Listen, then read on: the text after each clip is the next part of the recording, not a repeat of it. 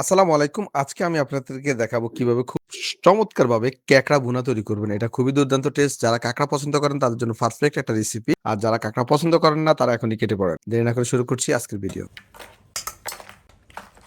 আর কাঁকড়া পরিষ্কার করার নিয়ম হচ্ছে এই যেভাবে উপরের শেলটা ফেলে দিবেন। মূলত কাঁকড়ার এই অংশটাই খাওয়া হয়। অনেকগুলো পা ছুটে গেছে।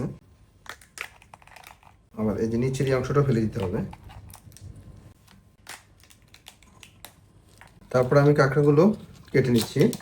আর পায়ের যে অংশটা আছে সেই অংশটা হালকা একটু কেটে নেবেন, তাহলে ভিতরের ইয়েটা খেতে পারবেন ইজিলি। এভাবে আমি সবগুলো কাঁকড়া কেটে নিচ্ছি। এখানে আমি 1 টিস্পুন লবণ দিয়ে দিচ্ছি, আর অল্প একটু হলুদ ছিটে দিয়ে দিচ্ছি, অল্প হালকা একটু ময়দা ছিটে দিয়ে দিচ্ছি।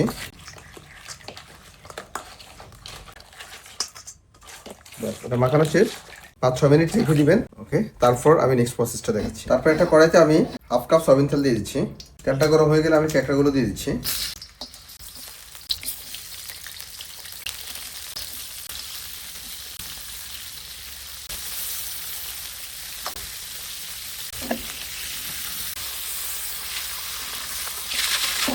দুই থেকে 3 মিনিট কাঁকড়াগুলো ভালোভাবে ফ্রাই করবেন। আর ফ্রাই করার সময় যাতে পুড়ে না যায় সেদিকে অবশ্যই খেয়াল রাখবেন। দেখুন চমৎকার গোল্ডেন কালার হয়ে আসছে। তারপর কাঁকড়াগুলো তুলে নেবেন।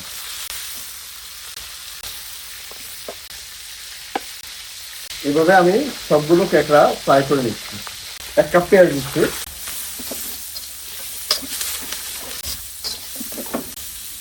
আর পেঁয়াজগুলো একেবারে ভালো করে ভুনতে হবে। এই দেখেন পেঁয়াজ যখন একেবারে ব্রাউন কালার হয়ে গেছে, তারপর আমি দিচ্ছি 1 টেবিল স্পুন আদা পেস্ট। তারপর আমি হাফ কাপের মতো পানি দিয়েছি।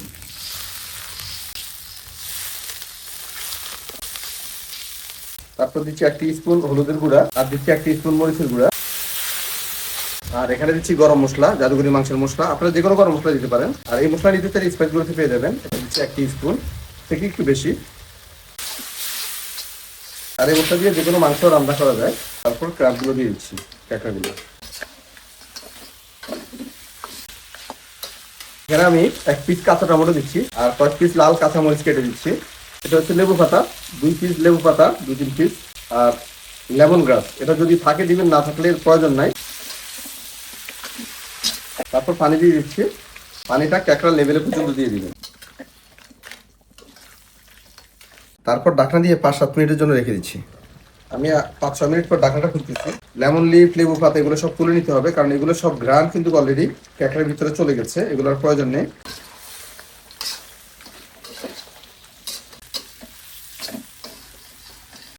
বাস রেডি হয়ে গেলো আমার কাঁকড়া ভুনা। ঝোল একেবারে শুকিয়ে নিলে আপনার টেস্ট ভালো আসে। আর এটা গরম ভাতের সাথে খাওয়ার যে কি মজা, জোস। তো আমি এখন ট্রাই করবো। কাঁকড়া অনেকে পছন্দ করে, আবার অনেকে একেবারে পছন্দ করে না। আর যারা পছন্দ করেন তারা এইভাবে রান্না করে খাবেন, খুবই এনজয় করতে পারবেন। বিসমিল্লাহ। হুম হুম কাঁকড়া চাবায় না খেতে পারলে ভালো লাগে না। তো আজকের ভিডিও পর্যন্ত, দেখাবো পরবর্তী ভিডিওতে নতুন কোনো রেসিপি নিয়ে। আল্লাহ হাফেজ।